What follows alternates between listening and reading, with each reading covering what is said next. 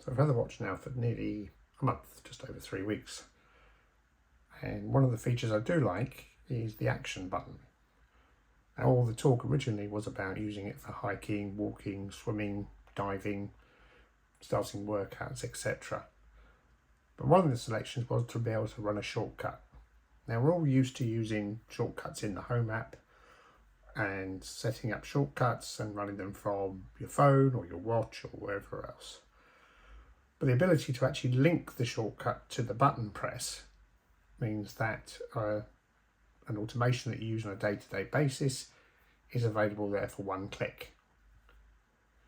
I just thought you'd be quite interested on how many of you watching this use it for shortcuts or actually use it for the workouts, setting waypoints, swimming, diving, you name it, whatever Apple was talking about during their keynote speech.